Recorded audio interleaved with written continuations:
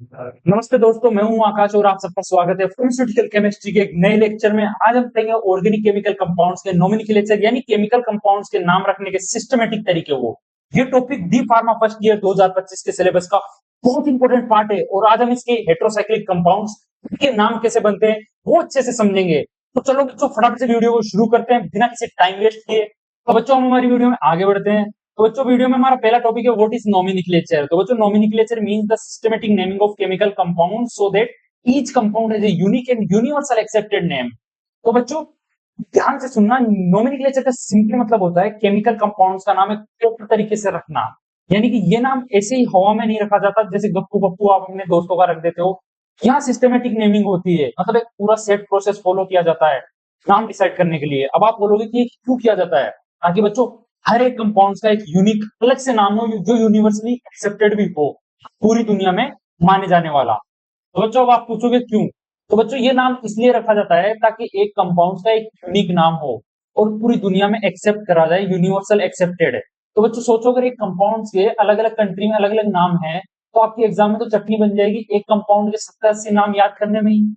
इसलिए बच्चों, आईयूपीएससी, अब आप ये पूछोगे कि इसका नाम कौन रखता है? तो बच्चों, एक ब्रांच है आईयूपीएससी यानी कि international union of pure and applied chemistry, जो कि provides rules for naming compounds. तो बच्चों, कुछ रूल्स इसने बनाए हैं जो कि कंपाउंड्स के नाम रखने के लिए काफी मददगार है। तो बच्चों, पहला टॉपिक हमारा what are heterocyclic compounds. Heterocyclic compounds are organic compounds that contain a ring structure with at least one atom other than the carbon in the ring.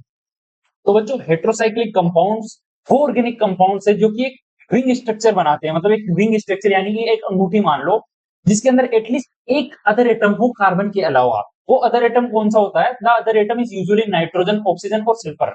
वो अदर एटम हो सकता है नाइट्रोजन, हो सकता है ऑक्सीजन, हो सकता है और सल्फर हो सकता है। तो बच्चों, हम हमारी वीडियो में आगे बढ़ते हैं और देखते हैं। तो बच्चों, ये है हेट्रो। हेट्रो का मतलब डिफरेंट और साइक्लिक, साइक्लिक का मतलब रिंग। तो जब अलग अलग एटॉम्स रिंग में मिलते हैं तब बनता है हेटेरोसाइक्लिक कंपाउंड। फुल लॉजिकल नाम है, नाम में ही जुड़ा है सब कुछ इसका लॉजिक। तो बच्चों, हेटेरो एटम्स के कुछ एग्जांपल्स है कि रिंग के अंदर जाने के बाद कौन सा एटम क्या क्या धमाका मचाता है। तो बच्चों, पहला एटम है नाइट्रोजन। नाइट्रोजन रिंग के अंदर जाके क्या बनाता है? जैसे नाइट्रोजन रिंग के अंदर जाता है तो वो बना देता है पायरिडिन, पायरोल। और वैसे ही अगर ऑक्सीजन रिंग के अंदर जाता है तो वो बनाता है फ्यूरेन। सल्फर जाता है तो वो बनाता है थायोफिन। तो बच्चों, अब हम इनको क्लासिफाई करने जा रहे हैं नंबर ऑफ रिंग्स के हिसाब से, यानी कि कितनी रिंग है उसके हिसाब से अब इनको क्लासिफाई करेंगे अलग अलग टाइप्स में। पहला है वन रिंग सिस्टम यानी कि मोनोसाइक्लिंग। तो बच्चों, उसके अंदर एक रिंग स्ट्रक्चर होना चाहिए। उसके एग्जांपल्स है पायरिडिन, फ्यूरेन और थायोफिन और पायरोल। तो बच्चों, अब हम हमारी वीडियो में आगे बढ़ते हैं और देखते हैं। फिर टेबल बनी हुई है, उसके अंदर एक साइड है कंपाउंड्स, बीच में रिंग साइज यानी एटम्स, कितने एटम्स है रिंग के अंदर, और एक साइड है हेटेरो एटम्स, कौन सा हेटेरो एटम आने पे रिंग में कितने नंबर पे क्या चीज बन रही है। तो बच्चों, पहला कंपाउंड है पायरिडिन। पायरिडिन कैसे बना? 6 मेंबर रिंग होती है, उसके अंदर होता है नाइट्रोजन हेटेरोएटम। फिर फ्यूरेन, फ्यूरेन 5 मेंबर रिंग होती है, उसके अंदर होता है heteroatom oxygen. Pyrrole, pyrrole 5 member ring होती है, उसके अंदर होता है हेटेरोएटम नाइट्रोजन। और वहीं बात करें थायोफिन की, सो वो होती है 5 मेंबर रिंग और उसके अंदर एटम होता है हेटेरोएटम सल्फर। जैसे कि अभी मैंने आपको पीछे बताया पिछले कि कौन से क्या बनता है। जैसे नाइट्रोजन से बनते हैं पायरिडिन, पायरोल, ऑक्सीजन से बनता है फ्यूरिन और सल्फर से बनता है थायोफिन। तो वहीं बात कर ले हम सेकंड टाइप की, टू रिंग सिस्टम यानी कि बाइसाइक्लिक कंपाउंड्स। तो बच्चों, बाइसाइक्लिक कंपाउंड्स वो होते हैं जिसके अंदर दो साइकिल्स एक साथ मर्ज हो जाती है और कनेक्ट हो जाती है। एग्जांपल है इंडोल, बेंजोफ्यूरिन और क्विनोलिन। तो बच्चों, इसमें भी एक टेबल बनी हुई है, उसके अंदर एक साइड है कंपाउंड, दूसरे साइड डिस्क्रिप्शन यानी कि वो कैसे बने हैं। पहला कंपाउंड हो गया इंडोल। इंडोल कैसे बना है बच्चों? बेंजीन फ्यूज होती है पायरोल के साथ। और दूसरा कंपाउंड है हमारा बेंजोफ्यूरेन, उसमें भी बेंजीन होती है फ्यूरेन के साथ। और तीसरा है क्यूनोलिन, उसमें होती है बेंजीन पायरिडिन के साथ। तो जो बेंजीन तो सब में कॉमन है, जैसे इंडोल के अंदर हो गया बेंजीन पायरोल के साथ, और बेंजोफ्यूरेन में बेंजीन हो गई फ्यूरेन के साथ, क्यूनोलिन में होगी बेंजीन पायरिडिन के साथ। वहीं बात कर ले हम तीन रिंग सिस्टम की, यानी तीसरा टाइप जिसको बोलते हैं ट्राइसाइक्लिक कंपाउंड्स। अब जो तीन रिंग्स फ्यूज होती है इसके अंदर एक साथ, यानी कि दो रिंग एक ऊपर हो गई, एक एक मतलब एक ऊपर हो गई दो नीचे हो गई, ऐसे देख लो, दो तो नीचे आ गई, एक या तो ऊपर आ जाएगी, एक नीचे आ जाएगी, एक साइड में आ जाएगी, एक इस साइड में आ जाएगी। किसी भी आ सकती है, 3D एंगल में भी कुछ भी हो सकता है बच्चों। एग्जांपल्स के लिए एसिडिन और फिनोथियाजिन। तो बच्चों, हम हमारी वीडियो में आगे बढ़ते हैं। तो बच्चों, कंपाउंड्स है एसिडिन और फिनोथियाजिन। तो बच्चों, एसिडिन एसिडिन कैसे बना है? तो बच्चों, 3 fuse rings with nitrogen atom. बच्चों, एसिडिन बना है 3 फ्यूज रिंग्स एक नाइट्रोजन एटम के साथ। और वहीं बात कर ले फिनोथियाजिन की, फिनोथियाजिन कैसे बना है? 2 बेंजीन रिंग्स, एक sulphur atom nitrogen ring in centre, मतलब नाइट्रोजन की रिंग जो होगी वो सेंटर के अंदर होगी।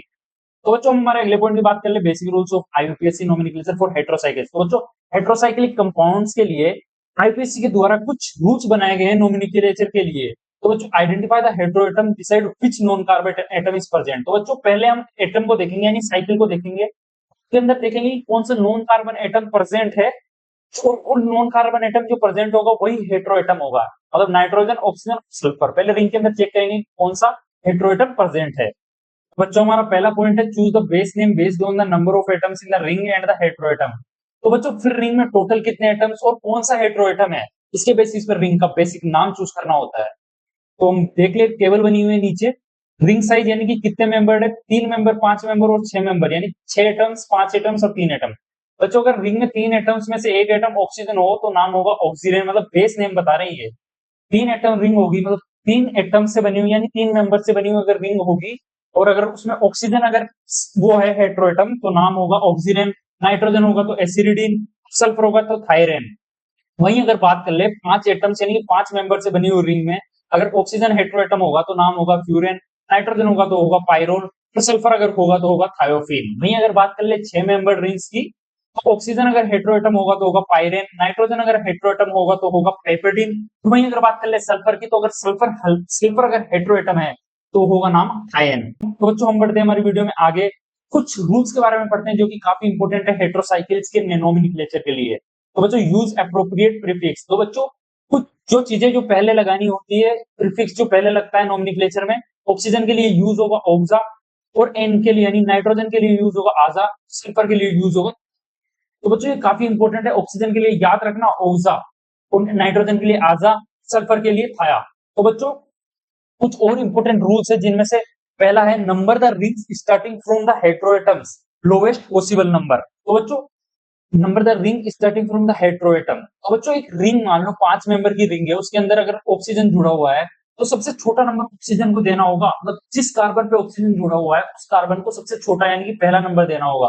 फिर उसके बाद name substituent like methyl nitro and their position. फिर उसके बाद में डिसाइड करना होगा कि किस साइड छोटे नंबर पे जो सब्स्टिट्यूएंट ग्रुप है वो जुड़े हुए हैं, फिर उसको उस साइड से छोटे नंबर देना होगा। अगर ऊपर जुड़े हुए हैं तो ऊपर से देना होगा 1 2 3 4 5 6। तो बच्चों आपको एग्जांपल्स में आपको बताता हूँ। पहला एग्जांपल है 2 मेथाइल फ्यूरेन। तो बच्चों methyl group at position 2 of a furan. तो बच्चों एक रिंग है, फ्यूरेन हो गई बच्चों 5 मेंबर रिंग, और इस ये होती है ऑक्सीजन की वजह से। और जो फ्यूरेन हो गई 5 मेंबर रिंग ऑक्सीजन की वजह से। इसके अंदर मान लीजिए 5 मेंबर रिंग है, पहले पे ऑक्सीजन जुड़ी हुई है उसका हो गया 1, सेकंड 2, तो जो 2 पे जो दूसरा नंबर दिया है उसी पे जुड़ा हुआ है मेथाइल ग्रुप, तो उसका नाम हो गया 2 मेथाइल, फिर उसके बाद में ऑक्सीजन जहां जुड़ी हुई है उसका हो गया फ्यूरेन, 2 मेथाइल फ्यूरेन। तो बच्चों हम आगे बढ़ते हैं हमारी वीडियो में और देखते हैं कि अगला एग्जांपल क्या है। बच्चों अगला एग्जांपल है नाइट्रोपाइरिडीन। बच्चों अगला एग्जांपल नाइट्रोपाइरिडीन का मतलब हो गया, पाइरिडीन हो गया 6 मेंबर रिंग, और पाइरिडीन किसके लिए यूज होता है, नाइट्रोजन के लिए। अगर हेटेरोसाइक्लिक कंपाउंड इसमें हेटेरोएटम हो गया नाइट्रोजन, अगर नाइट्रोजन जुड़ा हुआ है वो हो गया पहला, दूसरा तीसरे पे जुड़ा हुआ है नाइट्रो, तो इसका नाम हो गया नाइट्रोपाइरिडीन, यानी 3 नाइट्रोपाइरिडीन, तीसरे नंबर पे जुड़ा हुआ है नाइट्रो। तो बच्चों नीचे एक टेबल दी गई है, उसके अंदर टाइप्स ऑफ रिंग, यानी कि एक रिंग कितने प्रकार की हो सकती है, मतलब 5 मेंबर हो गई, 6 मेंबर हो गई, या 2 रिंग एक साथ जुड़ी हुई हो गई, 3 रिंग एक साथ जुड़ी हुई हो गई। तो बच्चों पहली बात कर ले हम 5 मेंबर रिंग की, मतलब 5 मेंबर है एक रिंग के अंदर, तो उनके एग्जाम्पल हो गए पहला फ्यूरेन, पायरोल। तो बच्चों इनके यूजेज और इंपोर्टेंस क्या है, दोस्तों फ्यूरेन और पायरोल किस चीज में यूज होता है। पहला तो ड्रग्स के बनाने में, और ड्रग्स की मतलब जो फॉर्मेशन होती है उनके अंदर यूज होता है, डाइज यानी कलरिंग एजेंट में भी यूज होता है। दूसरी बात कर ले 6 मेंबर रिंग की, उसका पहला एग्जांपल हो गया पाइरिडीन और दूसरा हो गया पाइपरडीन। बच्चों इनका यूज होता है जिस मान लो किसी के चोट लग जाए तो उसके घाव में लगाने के लिए एंटीसेप्टिक के रूप में यूज होता है, और दूसरा सोलवेंट यानी घुलनशील पदार्थ के रूप में भी यूज होता है घोलने के लिए चीजों को। वही बात कर ले अगला फ्यूज रिंग्स यानी जुड़े हुए 2 रिंग्स। बच्चों इनके एग्जांपल हो गए इंडोल और क्योनोलिन। बच्चों एंटी कैंसर और एंटी मलेरिया में भी यूज होता है ये, इनकी कुछ मेडिसिन में यूज होता है। और बच्चों वहीं अगर बात कर ले हम 3 रिंग्स की, तो 3 रिंग्स का पहला एग्जांपल हो गया एसिडिन, दूसरा हो गया फिनोथाइजीन। तो बच्चों एसिडिन और फिनोथाइजीन का यूज क्या है, ये होते हैं एंटीबैक्टीरियल और सीएनएस ड्रग्स से। एंटीबैक्टीरियल जैसे सोप्स वगैरह काफी में यूज आते हैं। दूसरा हो गया सीएनएस ड्रग्स, यानी कि ब्रेन के रिलेटेड कुछ मेडिसिन होती है उनके अंदर काफी यूज आता है। तो बच्चों आज की वीडियो को हम हमारी अभी खत्म करते हैं, तो आपसे मिलते हैं अगली वीडियो में। Thanks for watching Kataria pharmacy. हमारी वीडियो में अंत तक जुड़े रहने के लिए धन्यवाद।